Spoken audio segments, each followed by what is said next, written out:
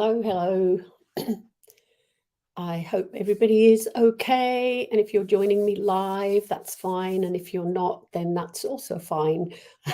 I hope you enjoy some of the content from this evening. And if you've got any questions or any healing names that you want to put forward, please do let me know. Okay, it's people coming on, which is really lovely. Hello. Let me know who you are. Just say hello. And hopefully Ian, that doesn't surprise me. And Brett, hello, Mr. Brett. It's only like yesterday we saw each other. There's a couple more people online as well, which is really good. I'll just wait a few seconds for anybody else to come on, but please do say hello so I know who I am talking to and that I'm not talking to thin air. Although, hello, Ruth. Nice to see you. It's been a while. And yeah, I know that Ian and Brett and Ruth are on, which is rather lovely. And I've got a fair bit to cover tonight, which is really nice. And yeah, so just say hello, let me know you're there. Don't forget your names for healing, and don't forget any questions that you might have as well, because that's always good to have more questions and add to the evening. And it's a long time since I've done one of these. I didn't do it last month because I was no voice. But as you can hear, it's getting better. And Svetlana, how lovely. Oh, Svetlana, I need to come and see you. I'm so sorry. But anyway, hello. But the voice is coming back.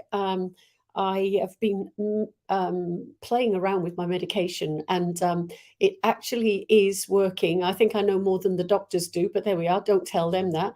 Hello, Victoria. How lovely to see you. I was driving past your sign yesterday when I was on my way up to Sydney, and I thought, I must go and see you. But anyway, I will get round to it. But okay, so let me get started. So today is May Day in the UK. They have a holiday and everybody goes to the local fairs and they do the dancing around the maypole. I hope, Ian, that you're not doing that until a bit later on tonight. I just mentioned it to my granddaughter in the UK and she went, what? So, but that's what we used to do when I was young. We used to have the fairs on the village green. Hello, Helen. Thank you.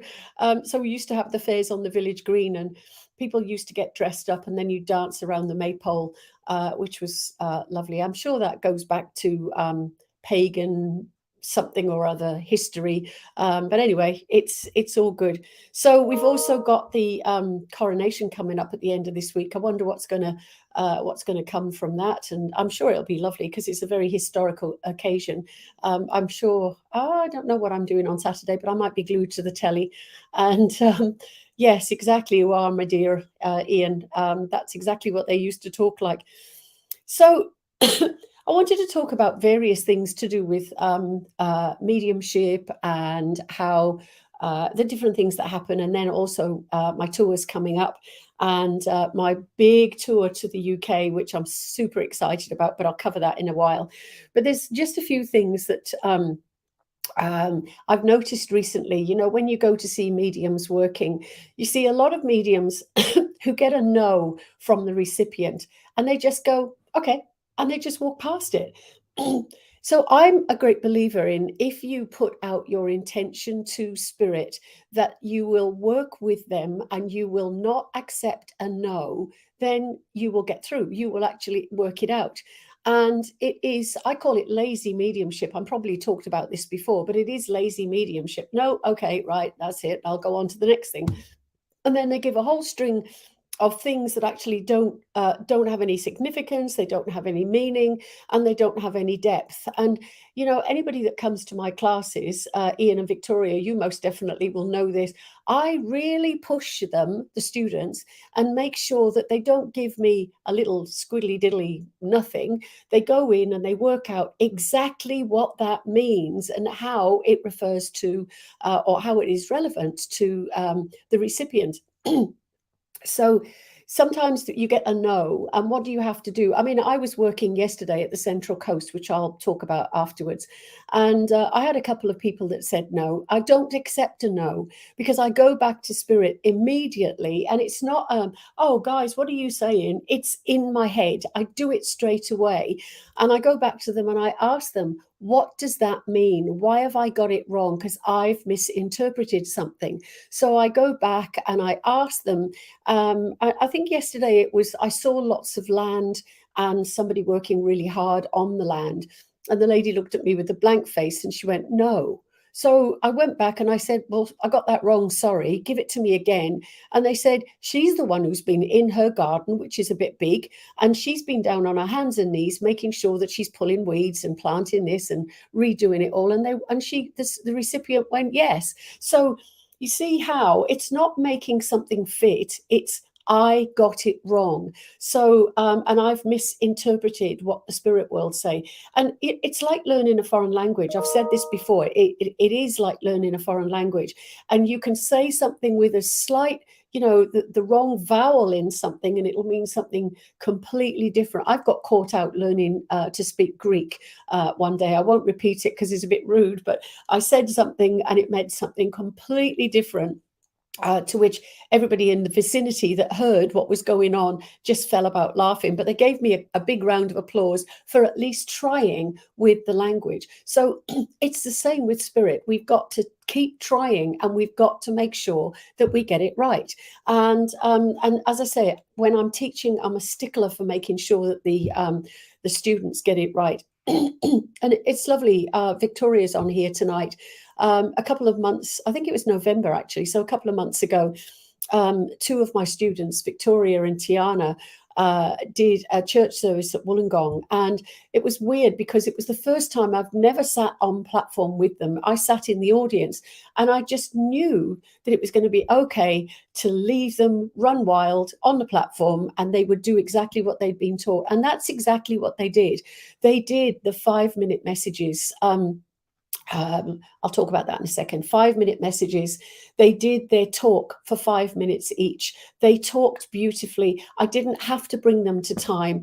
They literally brought themselves to time themselves. So that for me was really quite special. So, when you see students doing that, it feels rewarding. It feels as if you've done a really good job. So sorry, guys, if I push you hard. I'm really sorry, but I'm not. Anyway, so it is all about the intention, and what you say to spirit before you start working with them is really important. So my students laugh at me because I go, I want the biggest and the best, and I want it now. Don't mess me around, please. And always saying please is very important. So we want to work with spirit in a way that we know is going to work. We're putting the intention out to them about how we want to work with them, and they will listen. Oh, hi, Sarah. Oh, gosh, I must come and see you when I'm over in the UK. Anyway, so spirit listen. And so it is important that we emphasize that intention. So I will, before I start a demonstration, I said exactly, I want the biggest and the best. I don't want to be messed around. I want to give as many messages as I possibly can tonight, but I want them to be as accurate as I possibly can. So why wouldn't spirit want to work with me on that basis? And they do. And as I said, sometimes when we get it wrong, we've misinterpreted it. So it's about us, the human bit of us. So if you are working with spirit, remember that intention is extremely important. And I know that if I do that, spirit will never let me down. Spirit will always work with me. And I've also said this about, when you're ill and you've got a dem to do. And I know I've said to spirit so many times, especially with this voice. And yesterday I was really panicked because I thought, what am I going to do? Is my voice going to hold out? But it did, and it was really, it was really good. But again, I put that intention out. Please let this work. Please let me be okay. So if it's a two-way thing, actually working with spirit is a three-way thing, or a three-way process, because it's you and the recipient and the spirit person. So it's a three-way process. So I was taught many, many years ago for healing, for instance, it was from spirit, so the spirit person, the person or the guide in the spirit world through spirit, being the spirit of the healer, to spirit, meaning the spirit of the recipient. So, but I've actually worked out that mediumship is exactly the same. It's from spirit, through spirit, to spirit. So we're getting information from the spirit world. It's coming through us, our spirit, because it's not about us, the person. It's about us, the spirit. So if you're a good medium and you listen to Val Hood, you will get yourself on the wall, and so you clear the space for the spirit person to be able to connect to you directly. So from the spirit world, through the spirit of the medium, to the spirit of the recipient. And if you've done that correctly, I absolutely love it when you know that you've connected correctly, because you get the laughter, you get the tears, you get the emotion. And yesterday again was a point in question, because it was so emotional. It was so funny, and it was just a really, really lovely day. But then, when you do a demonstration, there's always somebody at the end that says, "Oh, what about me? I didn't get a message." And everybody's not going to get a message.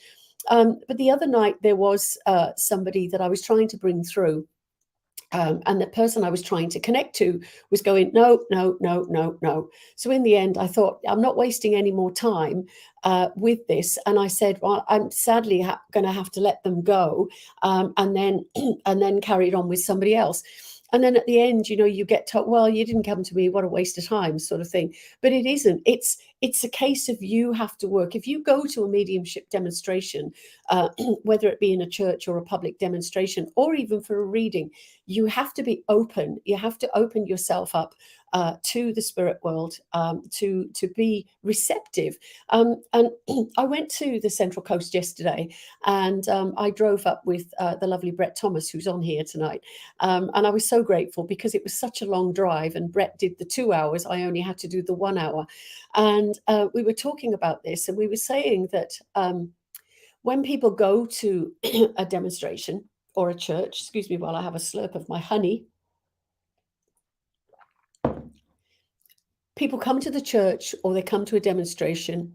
A lot of them sit there like this, and a lot of them, they don't want to do any of the work themselves. And Brett says that as we do as a medium, we prepare ourselves, we open ourselves up, we ask spirit to draw close to us.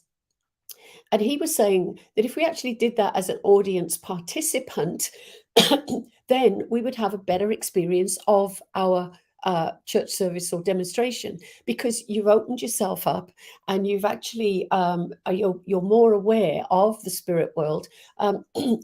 Sorry, I didn't say hello to Bella, and Bella's in hospital at the moment, so we're going to send an awful lot of love and healing to you, Bella. And don't forget, anybody that's got names for healing, please let me know, and I will put them in my beautiful healing book, which I have here. And those names will be thought of regularly, and the prayers will go out. So coming back to if you go to a demonstration, try it yourselves.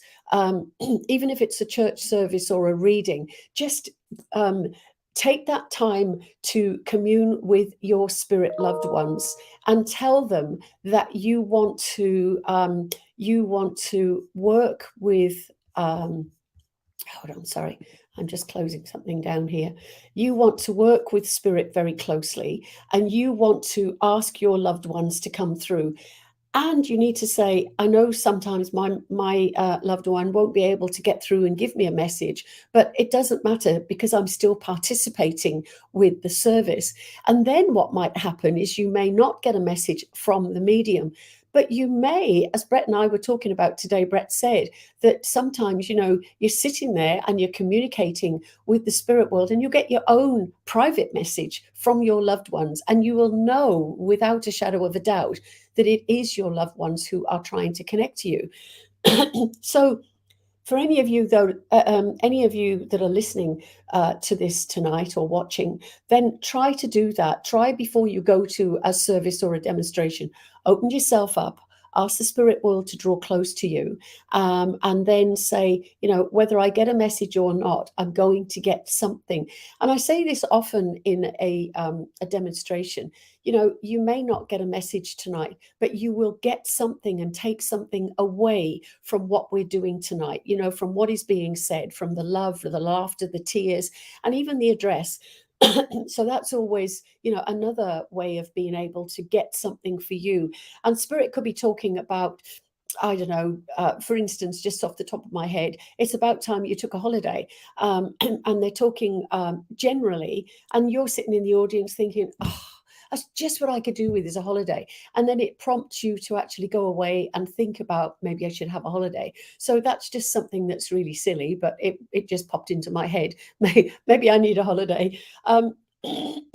Anyway, so that's what you need to say to spirit. How do I want to work today? And that you think about that and then put that out to the spirit world, and they're listening and they will work with you in that way. I absolutely know it. And if you're connecting correctly, then spirit will do that. So I used to hear, for instance, many, many years ago, I've been doing this now over 30 years. It seems like yesterday that I first started, but it's actually been forever. And this work has actually become my whole life. Before, I used to go to church and come home and have a life, and now I don't. It's my whole life is about working with spirit, which I love. So we used to talk about sitting in the power. Now, I used to get really confused about that because I thought, what is sitting in the power? And sitting in the power is exactly what I've just explained. It's opening yourself up to the spirit world. What I do with my students, by the way, is I tell them to imagine that you have a little trapdoor on the top of your head at your crown chakra. And when you want to work with the spirit world, you open the trap door. Now, can you see what I've done? I've actually created a funnel. And then what happens is the information comes down from the spirit world and it is channeled through that funnel. And then when you finished doing your work, you just close that back up. So I call that my on-off switch. So I'm on, I'm off, I'm open, I'm closed. I'm willing to be fed the information from the spirit world. And now you've got to go away and leave me alone because I've got to get on with my everyday life. And that is, for me, sitting in the power. We open ourselves up to the spirit world. We expand our energies as well. And another trick that we do, or another thing that we do, excuse me, is we imagine our crown chakra opening. And when it's opened, all the beautiful colors from the I'll talk about that in a second, Brett, but all the colors that are from your chakra body will spill out over the top of your head and fill your auric energy field. So that little quarter of an inch, if you like, that's all the way around, like the advert for, was it Ready Breck? And you had the golden glow around you. So that little area is your energy field, your auric energy field. And then we've got that beautiful color sitting in there, and then we expand it out. And sometimes I say, imagine that you've got a bicycle pump at the bottom of your auric energy bubble, and you're pumping it up, and it gets bigger and bigger and bigger. Or you just imagine that you're expanding it upwards, outwards, below you, above you, all over, and then it fills the room with your energy. And then if you do that, the spirit world have got more of a chance of being able to connect to you and being able to work with the energy of you as well. So Brett said he always imagined a shutter on his third eye. That's a great one as well. It's very similar to the trapdoor, but a shutter on your third eye is a great one, because that then, if you open that shutter on the third eye, then again, you're being able to look into the spirit world. Talking about that, I used to open all my chakras up, and I used to look at the third eye and picture, and I teach students to do this as well, picture at that third eye I say it's purple. Other people say it's a different color. It doesn't matter. But I used to, or I still do, but I imagine that I'm looking at that third eye chakra point, and I'm seeing the third eye looking back at me. And I, gosh, I went through a whole phase of doing this many years ago, and now it's just an automatic thing.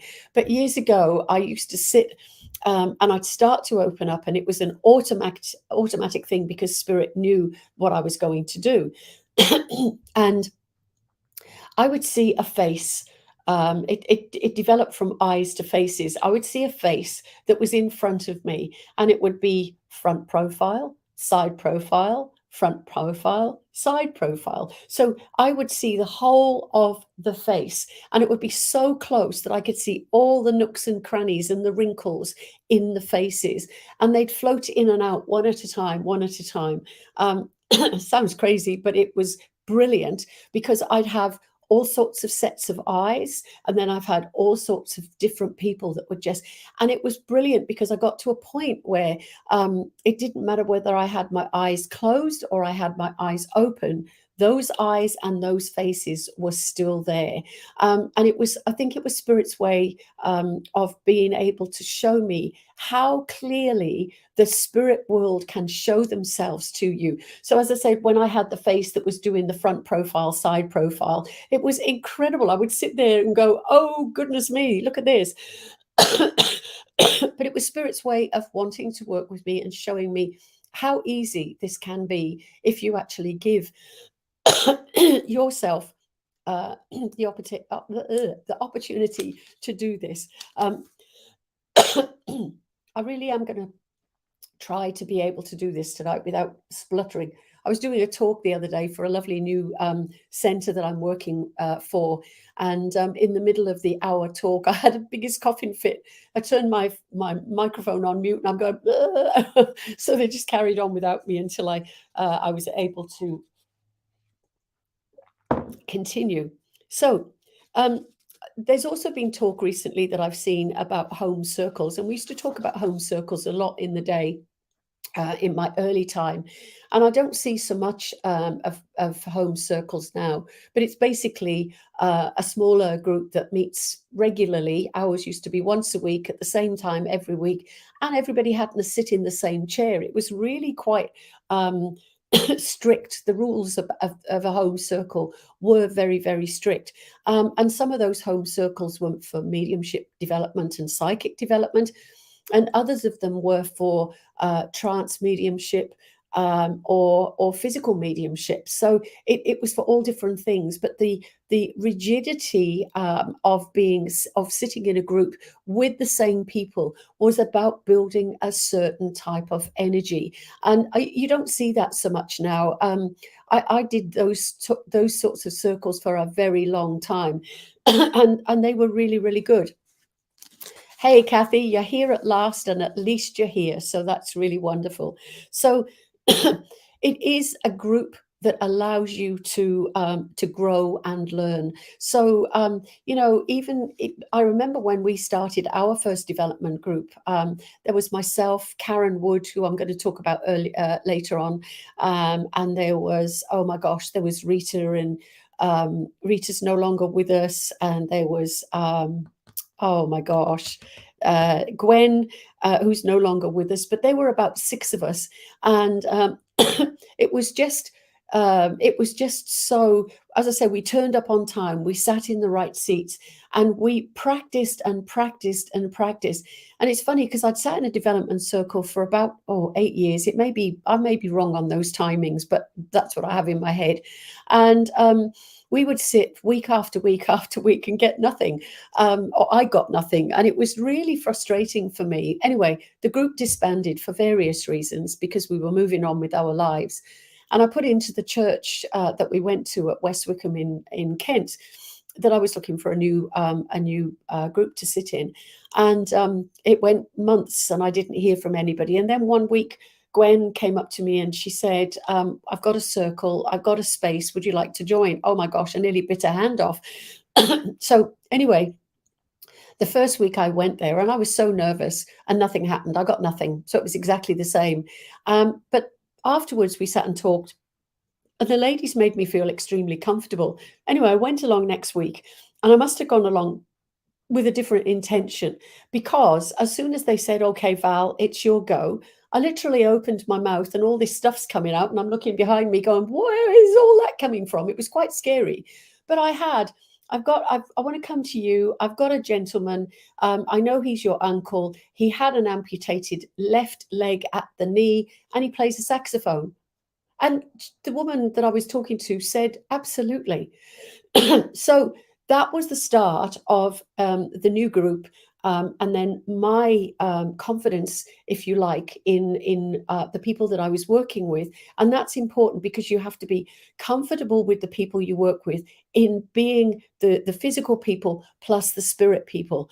So, for instance, if I get somebody who comes to me for a reading and they are rude and they are closed off, and they're going, no, no, no, I don't have to do the reading for them. And I usually don't. So that's happened to me 3 times in my whole career, which is over 30 years now. And I've actually said, look, I'm going to give you your money back, because you are not open and you are not wanting to work with me. So don't ever be frightened to say, no, sorry, I can't do this reading for you. And people get really offended, which is quite interesting. Oh, Barry, that is extremely rude of you not to say hello. But hello, it's really nice to have you on here. So Bella says she's here resting, uh, letting my beautiful voice wash over her like the ocean that is in your backyard. Oh, you're so beautiful, Bella. You'll be better soon. And there are an awful lot of people who are sending you healing. So just, listen to what people are saying, rest up when you can, and just know that you're going to be out and you're going to be good. Lenny, hello. How lovely to see you. Yeah, Bella is not very well, Lenny. So please send lots and lots of healing. As if all of you could do that, that would be just wonderful. So I was up the week before, the Sunday before last, and I went with my lovely friend Christine, and we gave her some healing, and then she wasn't very well at all. Were you, Bella? And then on the Wednesday, she got rushed into hospital. So to you and your mum, we're sending lots of love and lots of healing energy. So anyway, so that's home circle. Now, somebody sent me a message about a Ouija board. What part can a Ouija board play in a circle? I'm sure she said a circle. But okay, I've used Ouija boards, and oh gosh, Brett and I were talking about this again today and yesterday. So a Ouija board, I feel, and he feels, and a lot of other people feel, that they have to be operated by experienced mediums. Otherwise, I remember we did a Ouija board at school when I was about 13. Oh my goodness me, it was the scariest thing I had ever done. And I remember there were there was somebody that came through, and all the girls that were sitting around scattered so quickly, and there were screams, and one girl went out in the playground and she was terrified to come back in. We got into such trouble because we were literally playing. We'd probably seen it on one of these stupid television programs and thought we'd have a go. And anyway, I think, funnily enough, I think it was around about the time of Donald Campbell dying in his speed record attempts. And he was the one whose name came through. I mean, somebody was probably pushing the glass. You know what it's like. And but we were all went, oh my gosh, he's just died. He's come through. Ah! And everybody just squealed and ran. But it was quite a scary thing. Now, many years later, I was able to do a Ouija board with a controlled group. And we were actually doing a ghost investigation. So every one of us was experienced as a medium or in psychic work. And so we were able to, and we had some amazing, amazing things came through, and it was all validated. So we used to go to buildings that we knew nothing about, and then we would check up with the owners of the building as to the information we were getting, and it was always validated. So it's funny. Yeah, Lenny's just said I wouldn't touch one if the seance conductor had no idea. Yeah, absolutely. And Bella's terrified of Ouija boards. Yeah, and it was Bluebird, absolutely. Donald Campbell in Bluebird in Wales. I think it was on Rossili Beach in West Wales, if I remember rightly.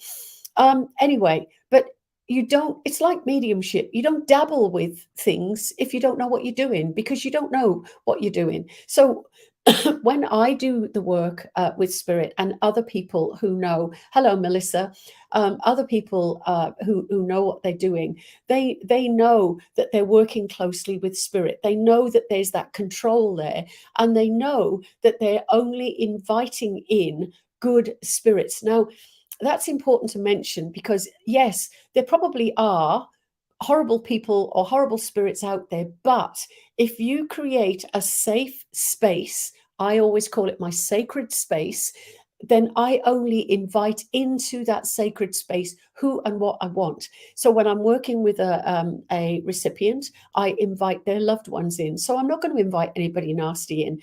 If I'm doing like a church service, as I was yesterday, I'm inviting in the loved ones who are connected to the people in the audience. And it's exactly, that's exactly what you have to do. So if you're doing it and you're not putting that protection, that sacred space around you, that sacred bubble, that protective bubble, then you're going to open yourself up to all sorts of things. But as I said, I've actually been doing this for now over 30 years, working with spirit, and I have never, ever, ever had anything nasty or horrible.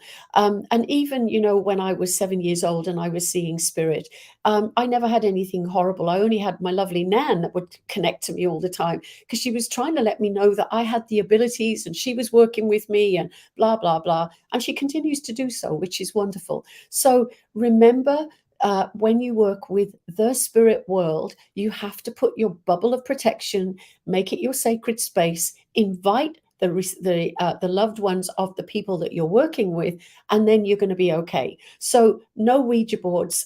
There's no need for them, and in a space. Well, there's not a need for them in a space like this. I mean, if you're going to do things like ghost investigations, but you're doing it with people that you know, then there's a difference. Okay, I remember many years ago.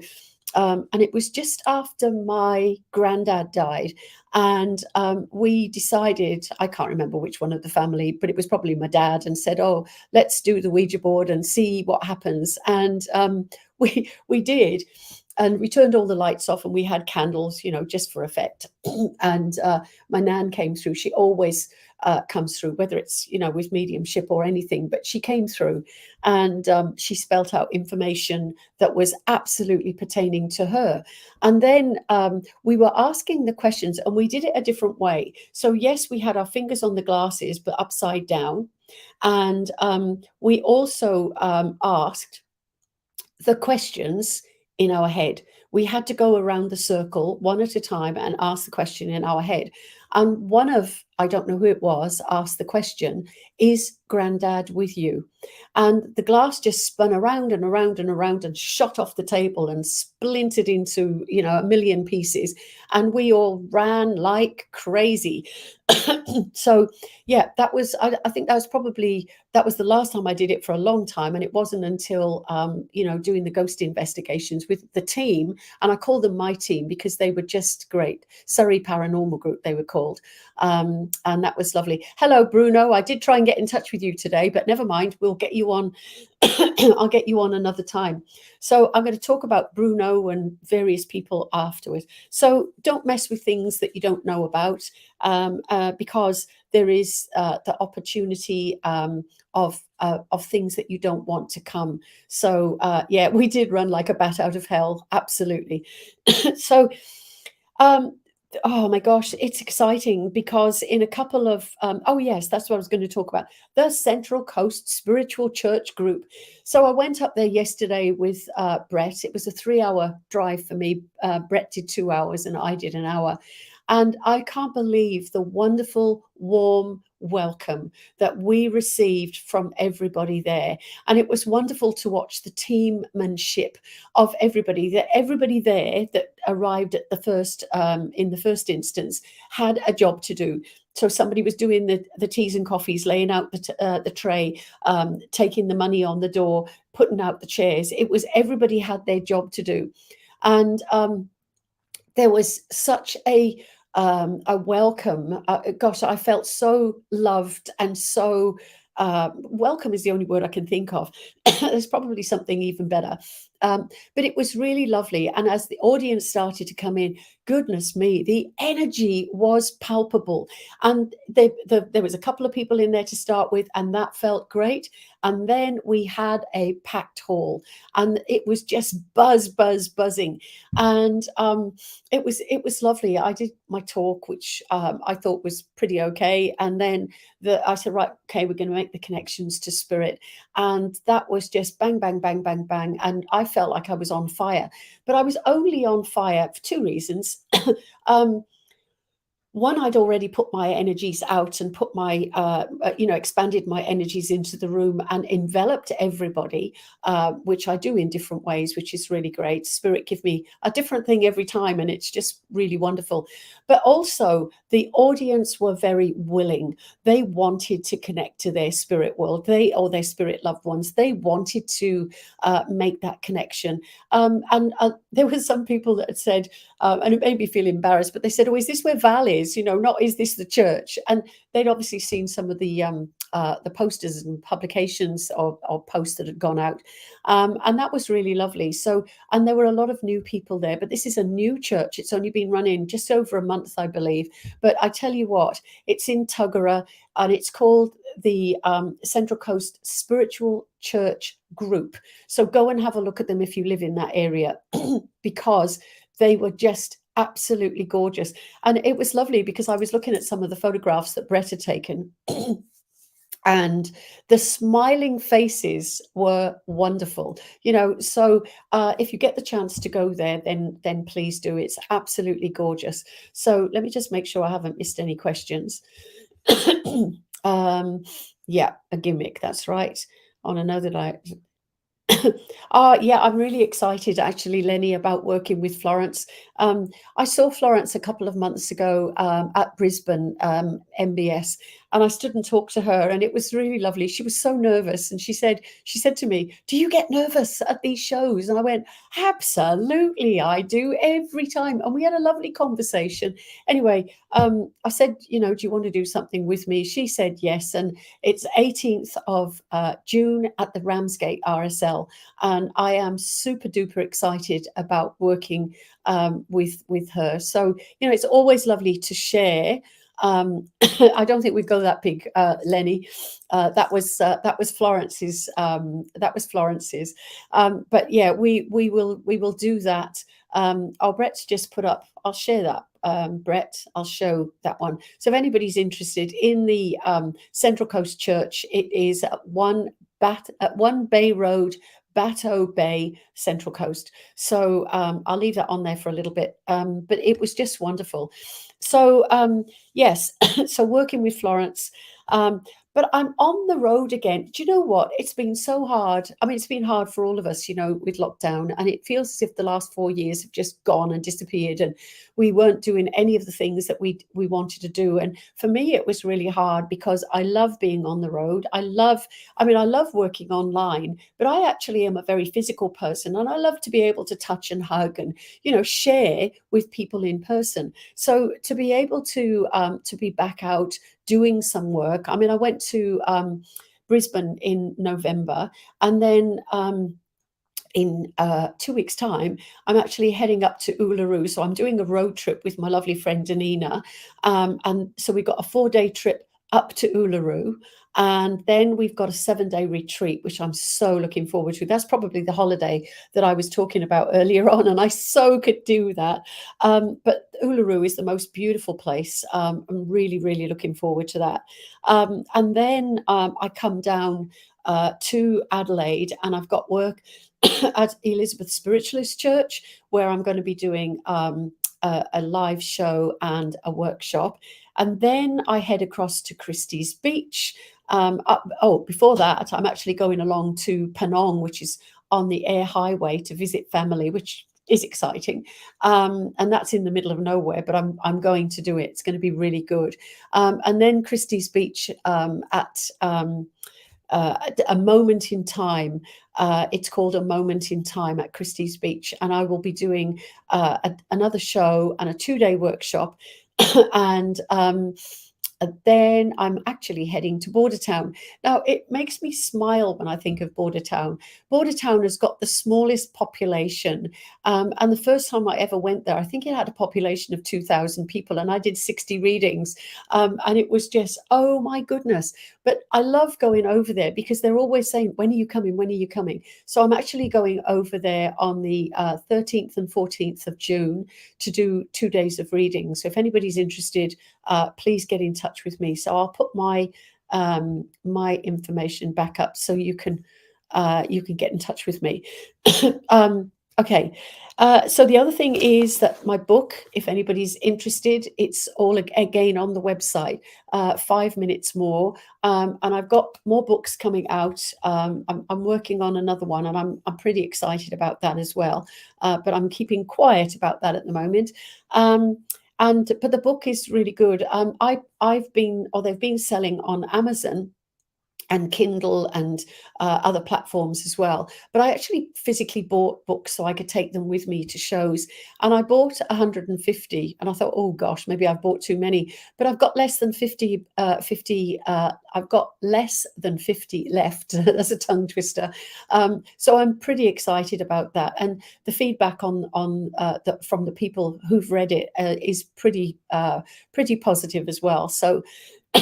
And I think I've told you before, it was about sharing my experiences, but also letting people know that being a medium is not always easy. You have to deal with lots of negativity, lots of difficult situations, and then you have to overcome those situations. So you've really, really got to be made of tougher stuff to be able to do this work. So 5 minutes more, it's called, and it's on my website. So if anybody wants to buy that, you can go there and buy it. So yes, Bruno, I'm coming to that. So then in September, for me, it's been an absolute pleasure just sitting down and planning. I have never, I've always enjoyed planning and, promoting things. But I said, I'm coming to the UK, and I booked it for 6 weeks and thought, oh, what am I going to do for 6 weeks apart from visit family? But I am absolutely flat out with work. I cannot believe it. So I will be, I'm going to mention you, Bruno. So Bruno is actually in Portugal, and I got in touch with Bruno and said, hey, do you fancy me coming over to Portugal? And he went, yes. So I'm going over to Portugal to do 2 shows, which I can't believe is actually happening. And Bruno and I are doing a show together, and then I'm going to be doing a show on my own. But what is also interesting is Ian Tamplin, who's on here, is coming for the 4 days with us as well.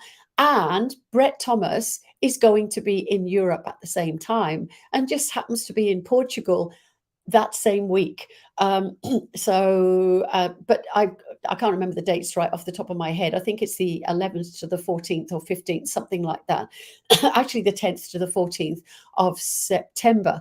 And so Brett's going to be in Portugal at the same time. So we're going to all be having a catch up.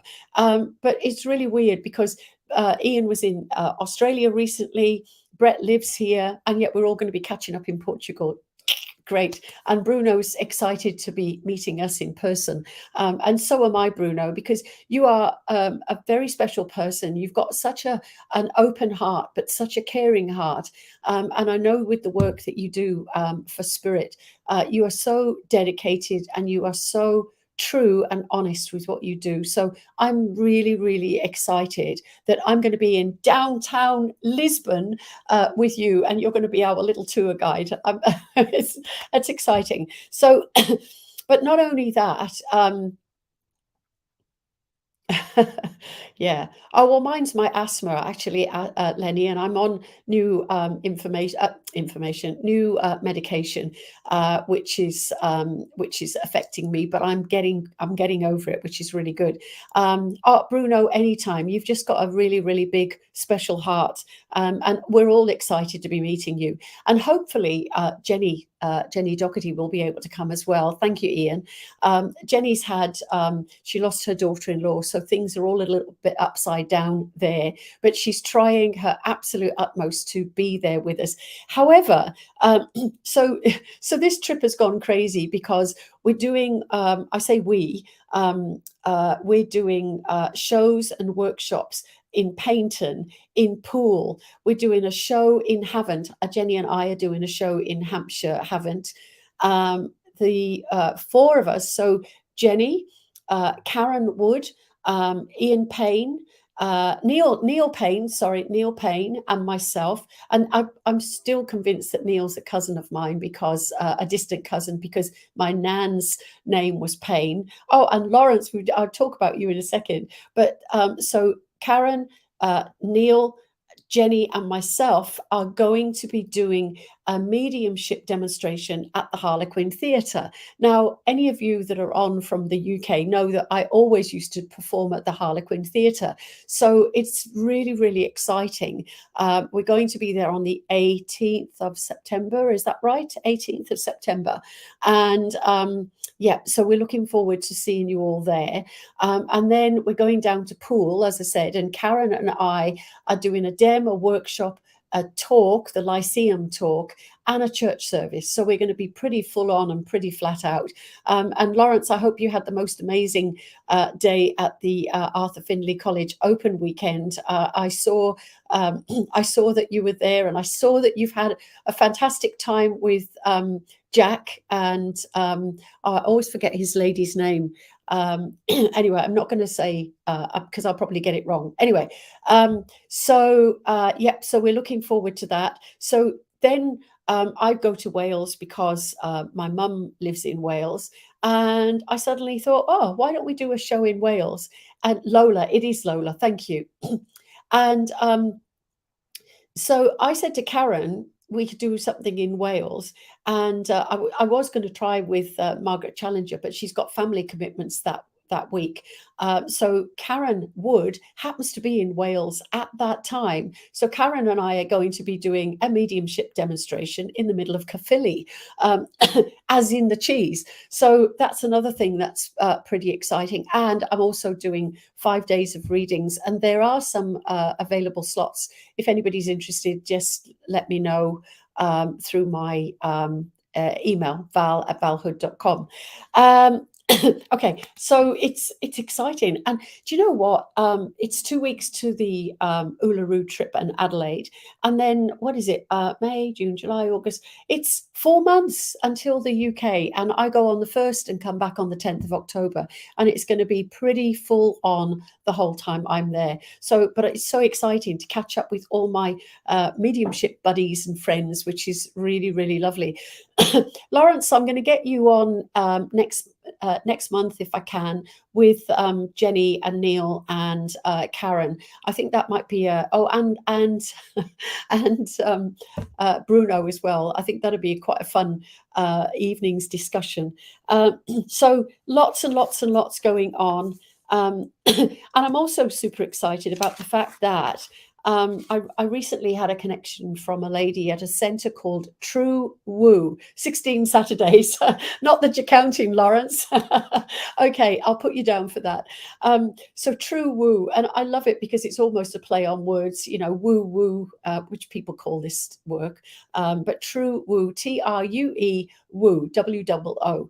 And the lady, Christy, she got in touch with me and said, would you like to do a private party? So instead of doing it in her house, we ended up doing it in the centre, which was amazing. It's the most beautiful centre in Cronulla, which is south of Sydney.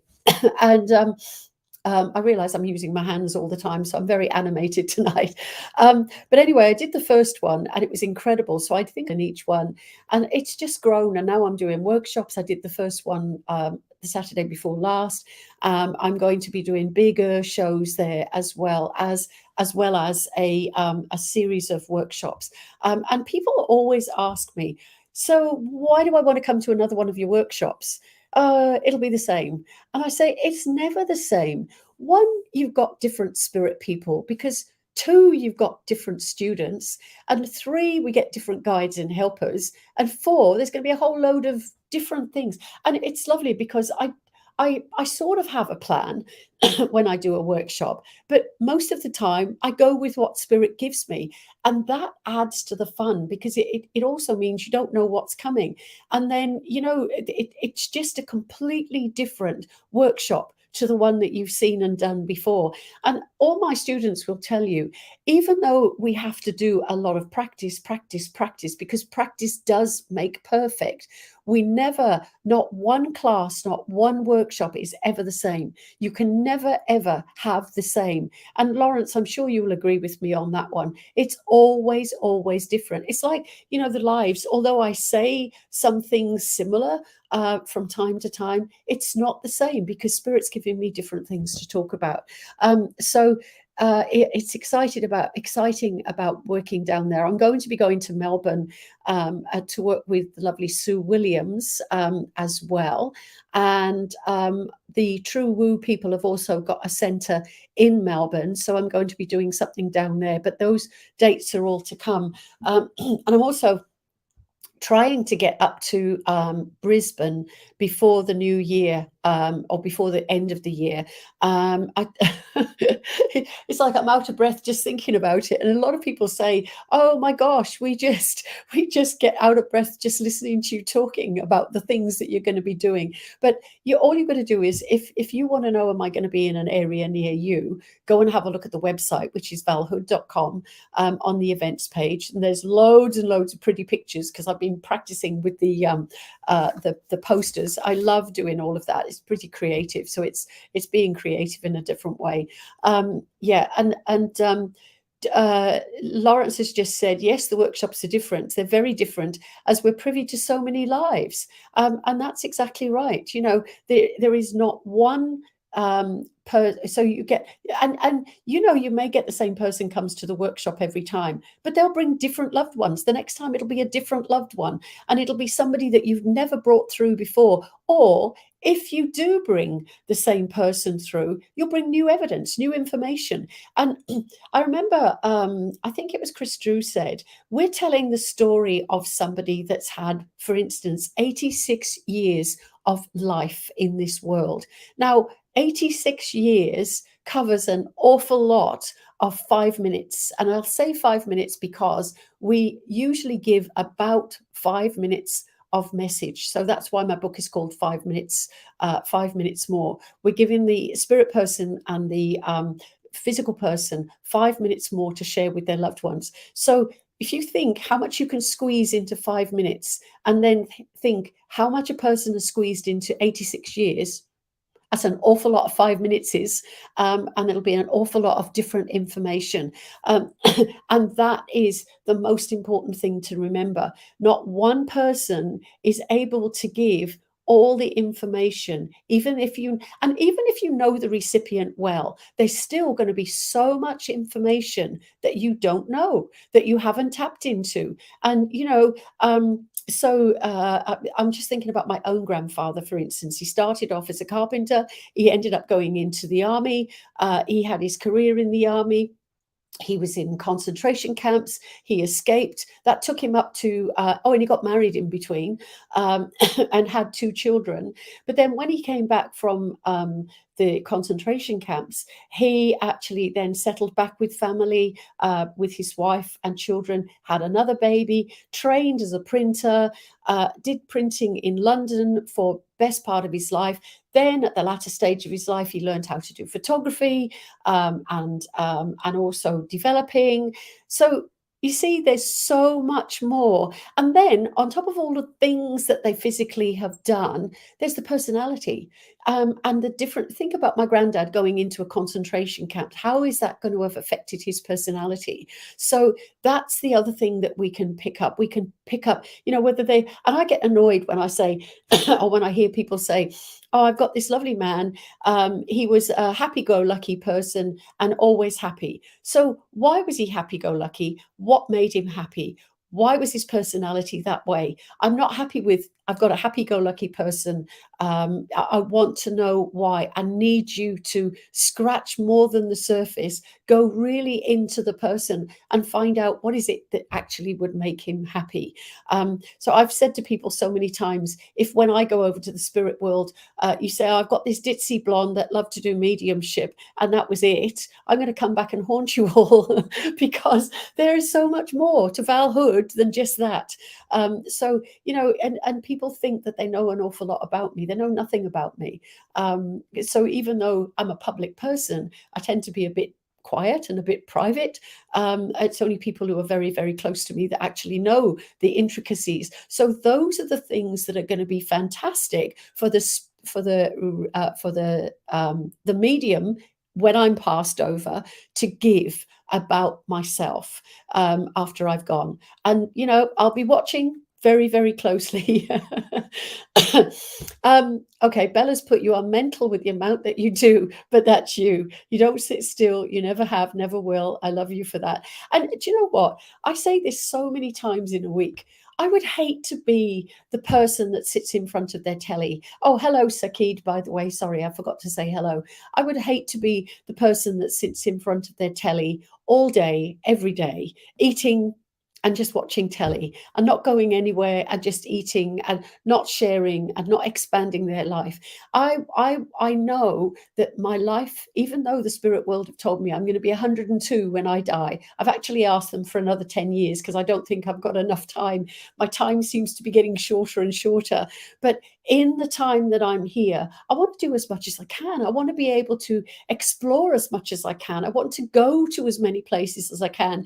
And myself and my lovely Van, Shirley Valentine, are going to be doing a lot of exploring in the next coming years, as well as going to the UK. I'm going to try and get to the UK twice a year like I used to, but I'll work all that out. But I've just got to get through this one first, and this busy year. And in between, I look after my granddaughters when I possibly can. Absolutely love them. They are so full of fun and so full of love. I've got to tell something funny. I turned up the other day, and imagine us on the other side communicating via a medium. I'd be revving them up. Yeah, I went over there the other day and I had a pair of sandals that are walking sandals. So they're specially, my feet get too hot in trainers. So I bought a pair of walking sandals and I walked in the door and my granddaughter looked at me, looked at my feet and looked at me with this puzzled look on her face. And she went, "You have to get different shoes or different feet," she said. And I just cracked up laughing. She obviously didn't approve of my sandals at all. I think she thought they looked like old fogies sandals, but it just tickled me. I've never ceased to be amazed by what they come out with. But anyway, but when I go away, it's wonderful to come back and to be able to be around them.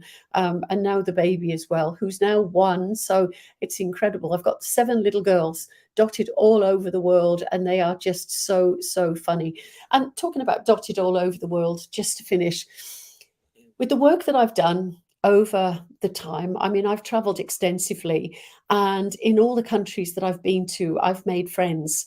And that's in America, that's in Turkey, that's in Israel, that's in Greece, that's in Australia, New Zealand, the UK. Absolutely, I've made so many friends, and that continues to grow. And I really love, and you know, I may not talk to you all the time, but I know you're there. And whenever I'm in your country, please get in touch with me because I think that's very important. But I am, as I said, super pleased and happy with the fact that I'm going to be on the road so extensively for the rest of this year. I think I might be 3 inches shorter by the time I finished, but oh, that'll make me a real midget. Anyway, tonight has been really fun. I will make sure that I'm here once a month. And please let me have your questions and let me have your names for healing. Even after we finish tonight, I will get those names for healing and I will put them in my lovely healing book, which it really works. You know, the healing that we send out to people, it really works. So and the other thing is that because I send out healing. Sorry, somebody's just touching my hand. Because I send out the healing, and people know that, they continue that. So that gets spread out even more. So it just goes further and further and further afield. It's like a pebble on the pond effect. Sorry, ripple on the pond effect. You drop the pebble, the ripple goes out and out. And that's what we try to do. So keep an eye on the website, valhood.com. Send me an email if I can help you with anything.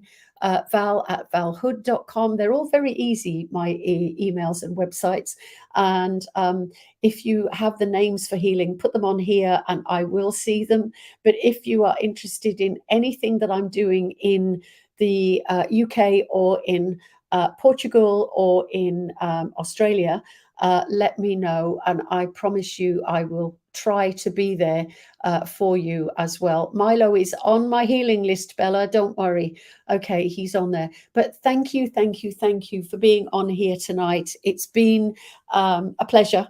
And I know it's lovely because I know there are people out there, and I know that you're listening, and I know that people will go on later to listen as well. But if I can do anything to help anybody, please, please let me know. But for now, I'm going to say goodbye and love and healing to every single one of you. And remember that you can do that yourselves. You can send that love and healing out to people as well. So for now, I will see you at the beginning of June, and I'll be on my travels, so that'll be exciting. I'm just trying to think where I'll be. I'll be in Adelaide, I think. So I will bring you my broadcast from my van. That'll be really nice. On the road with Val, literally. So for now, I will see you soon. Take good care of yourselves and remember to be kind to yourselves. It's all very well and good being kind to others, but remember to be kind to yourself. That is one of the most important things to remember. But anyway, take care, everybody. Thank you, and lots of love. Okay, bye.